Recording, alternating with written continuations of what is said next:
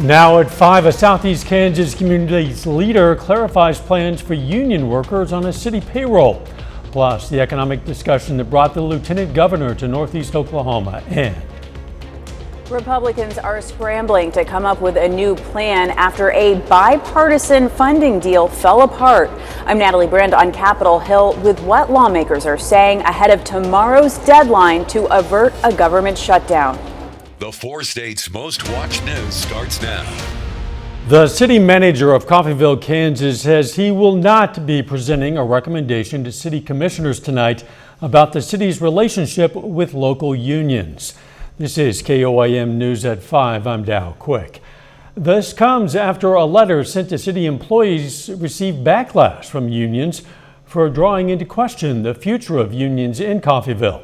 In the letter, the city manager said he would ask the city to reconsider the city's recognition of the Public Employer-Employee Relations Act, a state labor board program that cities or counties choose to be a part of. City manager says he wasn't trying to stop unions in Coffeyville, only the state program. Look, I don't want to just throw things down people's throats. I want to have conversation. We want to be better here in Coffeyville. And so we turned it off. As soon as there was a major issue, it's like, okay, let's slow down. Let's approach this differently. Let's have conversation. Union leaders say they are now taking part in discussions with the city manager. In a statement to KOIM, one union president says, quote, "We believe this resolution reflects the value of collaboration and communication in addressing complex issues." The Lieutenant Governor of Oklahoma, Matt Pinnell, was in Miami today where he spoke at the final Chamber Connect luncheon of 2024. The event was held at NEO A&M College to encourage economic development in Ottawa County.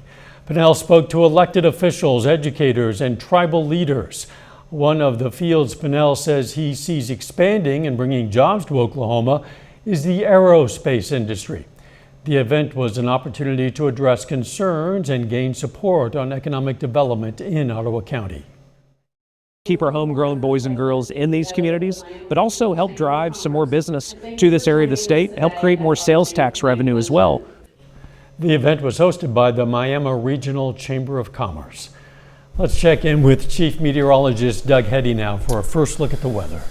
Well, it turned out to be kind of chilly once again for us today. Temperatures, most of us kind of into lower 50s. 49 is where we stand in Joplin, 51 in Pittsburgh. So temperatures, they're not bad, but we have another cold front that is going to be heading in for us as we go into the overnight hours tonight. So our temperatures, they'll stay up over the next several hours. You can see we have a southwesterly wind, but later on tonight, these will switch out of the north and usher in some cooler air. Plus it gets breezy again. We get those northerly winds 20 upwards to 25, kind of like what we've seen over the past couple days. The evening, not that bad, 40s down into the 30s.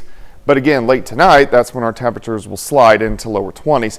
Pretty much clear skies. We may get a few clouds that skirt through, but overall, that's it. Now, we do have some rain chances in the forecast. We're going to look at that here in just a bit. See you soon. The clock is ticking toward a possible government shutdown after a bipartisan deal to keep it open fell apart yesterday.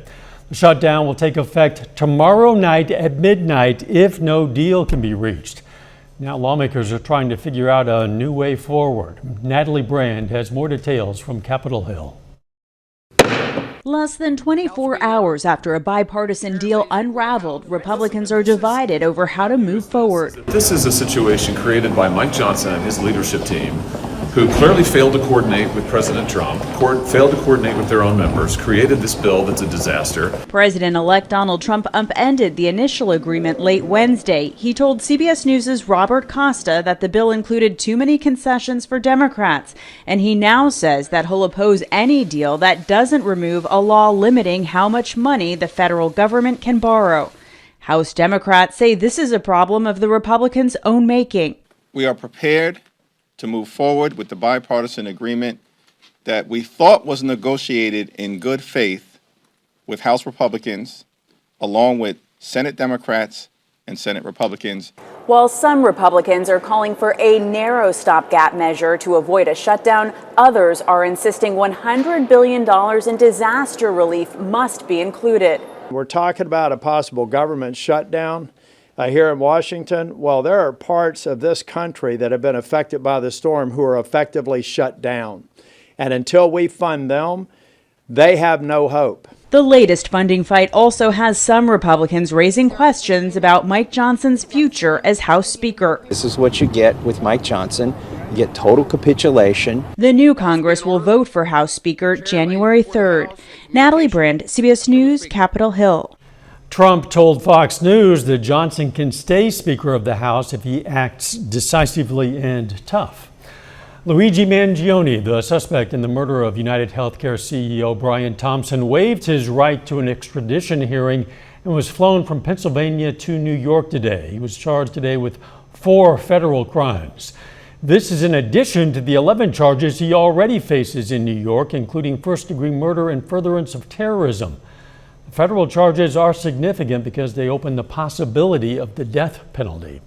The FAA has issued a ban on flying drones in parts of New Jersey until January 17th without special permission from the government due to, quote, special security reasons. The rule applies to areas now deemed national defense airspace. Despite this new rule, officials have said there is no evidence the drones spotted recently pose any kind of threat. Still ahead, settling down for a long winter's nap. From taking supplements to taping mouths shut, I'm Cristian Benavides in Miami with the lengths some Gen Zers are going to make sure they get a good night's sleep. Plus, a new report on life expectancy in the U.S. Those stories next in Health Watch. Topping today's Health Watch, life expectancy in the U.S. is up and at its highest level since before the COVID-19 pandemic. New CDC data shows Americans are living an average of 78.4 years. That's an increase of more than a year since 2022. The data also shows drug overdoses dropped 4% in 2023. That's the first decline since 2018. Microplastics in the air could be causing respiratory and other illnesses. A study by UC San Francisco looked at the impact tiny particles of tires and degrading garbage have on air pollution. It found a connection between microplastics and infertility, colon cancer, and poor lung function. Most of the research was done on animals, so additional testing is needed. The age of 10 is a critical time for children to develop good heart health. A new study out of Harvard finds cardiovascular health starts to decline as early as age 10 due to diet, physical activity, and other factors leading to high blood pressure, high cholesterol, and obesity. Doctors say it's critical to improve behaviors of kids early as it can affect their cardiovascular health later in life. Young adults appear to be prioritizing their sleep more than older generations. Cristian Benavides looks at the lengths some are going to achieve a good night's sleep. Camilla Charles, a college senior in Florida, is among the millions of young adults who are now prioritizing their sleep routine in order to catch more Z's. Magnesium, I go to sleep, I do my skincare, I'll put my hair, if it straightens, I'll put it in little rollers. It's part of a trend known as sleep maxing, maximizing the time it takes to do your routine before going to bed so you can get more hours of sleep. Trying to figure out what works for me actually, because it is hard. A room is dark. No television on, no nothing. You gotta be quiet, man. And freezing cold in my room. One recent analysis found Gen Zers spend more time sleeping than any other generation.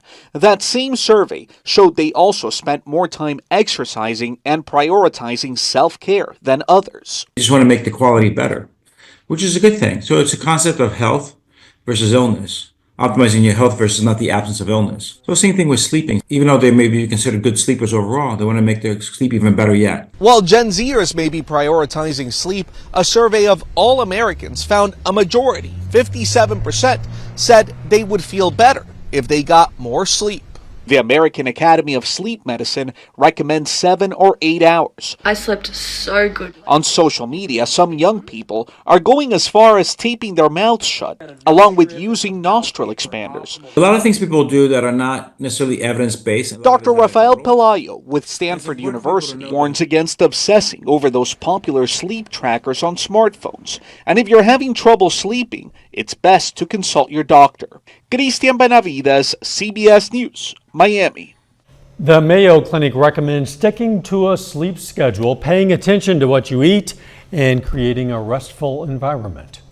And that is a look at today's health news. Later, advice for families still looking to buy a Christmas tree. Plus, we have rain chances that are re-entering the forecast. We're going to look at that coming up. Well, it turned out to be a little bit warmer for us today than what we did see yesterday. Most of us got into the 50s during the afternoon hours. Looks good right now. Nice shot of our Indigo Sky Casino and Resort. Indigo is just outside of Seneca, Missouri. But clear skies, we're going to get a few passing clouds working through later on tonight.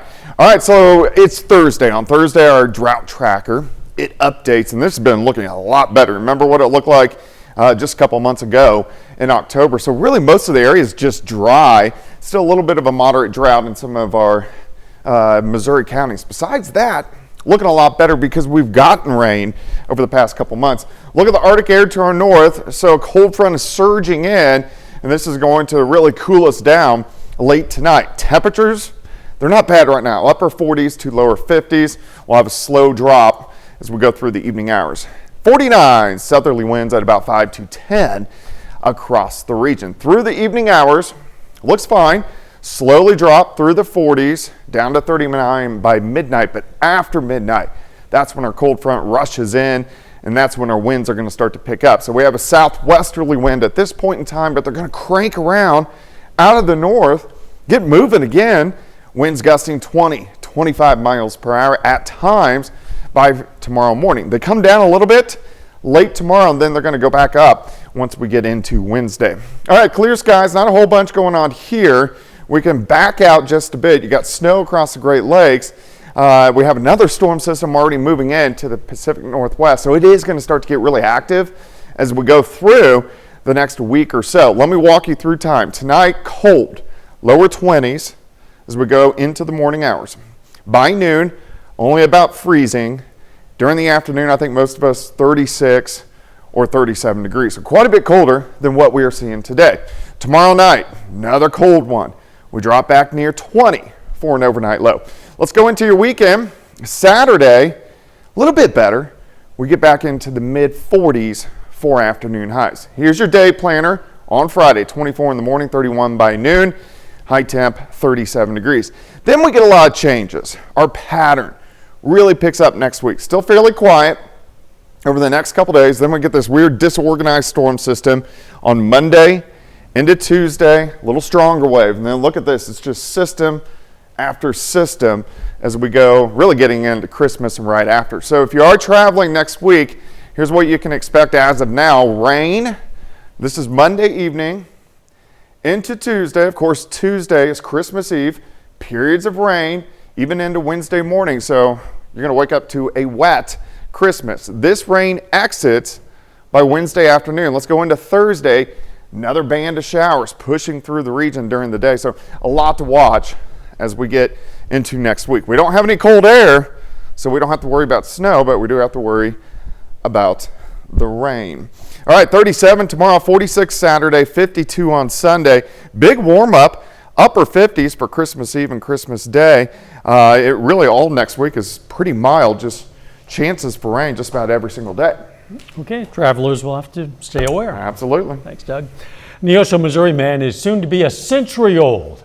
Homer LeJour is not only being celebrated for his age, but for the sacrifice he made for our country. LeJour is surrounded by family, care providers from the VA, and a few local active military members who took time to speak with Homer and share their stories. The Lord spared me, gave me the time to spend here, and I hope I've done what he had in mind for me to do. If I've accomplished that, then I'm a happy trooper. LeJour's birthday is actually December 25th. He says he couldn't ask for a better way to celebrate. Just ahead, an update on the legal battle surrounding TikTok. Topping today's Consumer Watch, some big news for a big nationally known brick and mortar business right here in the 4 states. Today, Big Lots announced a previously planned sale agreement has fallen through. The company does, however, say it continues to work on an alternative sale by early next month. In the meantime, the company will begin going out of business sales at all remaining store locations to protect its estate's value. Big Lots has stores in both Joplin and Pittsburgh. Bath and Body Works began work on a new location in Pittsburgh today. Work crews on the scene say they're doing a rebuild of the interior of the former Yummy Buffet. Bath and Body Works in Pittsburgh says it plans to open in early 2025. Some hope for TikTok users. The U.S. Supreme Court has agreed to hear arguments in an emergency challenge to the federal law that would ban the popular app on January 19th if Chinese parent company ByteDance doesn't sell it. That hearing is set for January 10th. Frito-Lay is recalling some 13-ounce bags of its classic potato chips. Food and Drug Administration says some products distributed in Oregon and Washington State with a fresh buy date of February 11th, 2025 might contain undeclared milk, which could cause life-threatening reactions for those with severe milk sensitivities or allergies. No other Lay's products are affected by that recall. If you procrastinated and didn't get a Christmas tree yet, well, there are still real trees available. And how much you pay could depend on where you shop. Christine Lazar explains. Millions of people will have at least one real or artificial tree in their home this year, and the American Christmas Tree Association says it's probably costing more. Like all consumer goods, Christmas trees are not immune to inflation. So we might see 8 to 10% increase in both live and artificial trees this year. Noble fir. Absolutely. Tina Callis of Tina's Trees in Southern California says she has not raised prices on her trees under 8 feet this year. She charges $74 for a 6 to 7 foot Douglas fir, which is typically your most affordable species because it grows the fastest. The noble fir is also very popular at $126 for a 6 to 7 footer. Out the door. No. Plus tax. Okay. But also the stands are additional. We traveled to several lots and discovered similar prices. But the best deals we found were at big box stores. People lined up at a Costco for a 6-foot Douglas fir for $49.99. The Home Depot had the same tree for $54.98. But the owner of Santa & Sons says his trees are more expensive because they're fresher. It's a fuller tree that's grown with more care, and so it's a higher grade tree, a higher quality tree. Regardless of where it comes from, experts say your tree will look the best and last the longest if you give it a gallon of water a day. Christine Lazar, CBS News, Los Angeles. A gallon a day. A final check of the forecast next.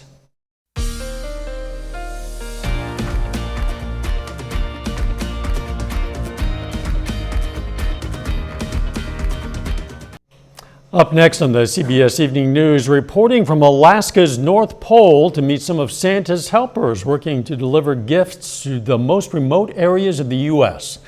Then on KOIM News at 6, a closer look at the Coffeyville policy concerning union workers. Plus, more on the conference on the Ottawa County economy.